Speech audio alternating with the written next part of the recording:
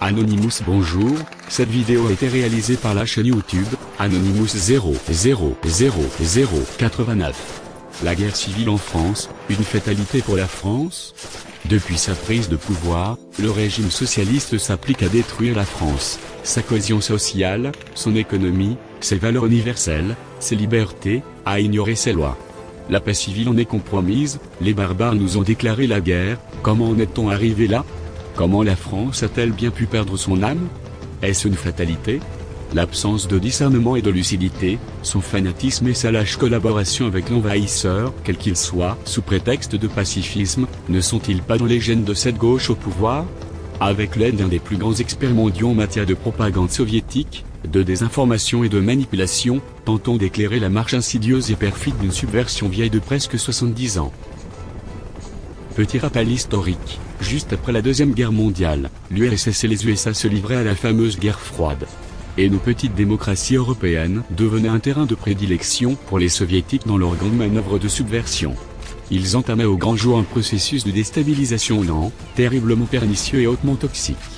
L'action passée du KGB, service de renseignement de l'URSS post-stalinienne, est responsable de l'égarement actuel, alors que le régime soviétique s'est effondré avec le mur de Berlin le 9 novembre 1989.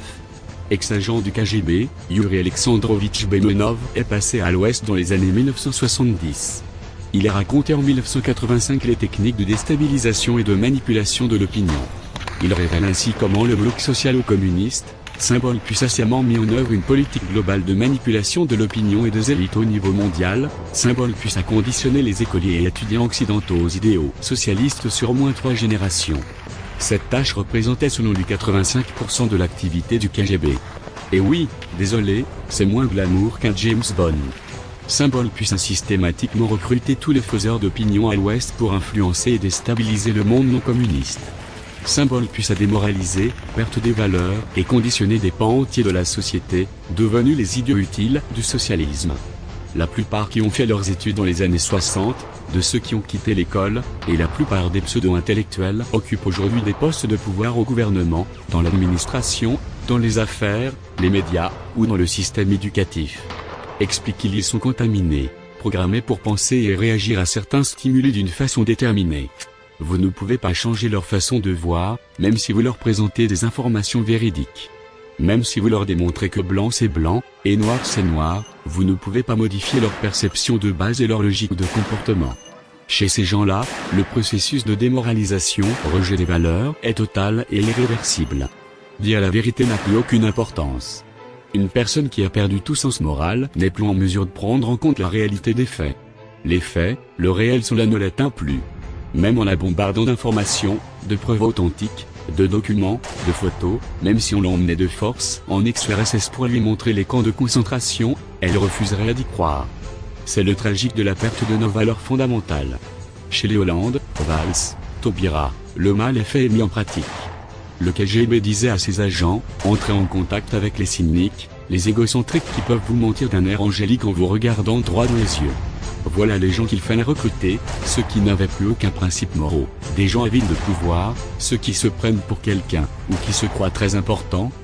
Inutile de faire un dessin, vous aurez tous compris.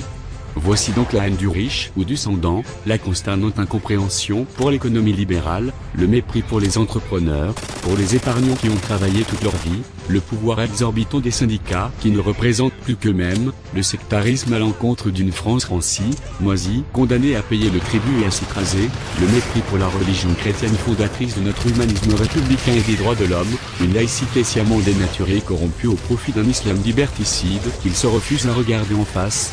La subversion consiste essentiellement à manipuler l'opinion en changeant sa perception de la réalité au point que malgré la profusion d'informations, plus personne n'est capable de tenir un raisonnement correct afin de défendre ses propres intérêts, ceux de sa famille, de sa communauté ou de son pays.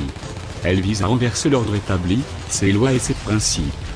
Pourquoi le socialisme marxiste, malgré toutes les preuves de sa nocivité et sa disparition, est toujours si prégnant dans les petites têtes qui nous gouvernent? Ces gens de gauche qui croient en la beauté du système soviétique, communiste, socialiste, confèrent Hollande agenouillé devant Fidel Castro, peu importe son nom, en deviennent les pires ennemis quand ils ouvrent les yeux sur la réalité. Le KGB insistait particulièrement sur ce point, ne vous préoccupez jamais des gauchistes. Oubliez ces prostituées politiques. Visez plus haut. Essayez de pénétrer les médias conservateurs bien établis, d'atteindre les producteurs de films riches à millions, les intellectuels, les milieux soi-disant académiques, ordonnait le KGB. À votre avis, pourquoi autant de profs formatés continuent de saper des générations d'écoliers, collégiens, étudiants? Pourquoi les élèves journalistes votent-ils tous à gauche? Pourquoi l'on informe-t-elle toujours autant en dehors des réalités et du bon sens? L'étalonnage du degré d'intoxication des journalistes est parfait, presque tous de gauche, ils sont en complète contradiction avec leur charte déontologique. Relirez Cyprien Brunet, par compassion. Donnez-lui une petite chronique, par charité républicaine. L'école publique a desservi pas moins de 3 générations. Le lavage de cerveau a commencé à prendre de l'ampleur dès les années 50.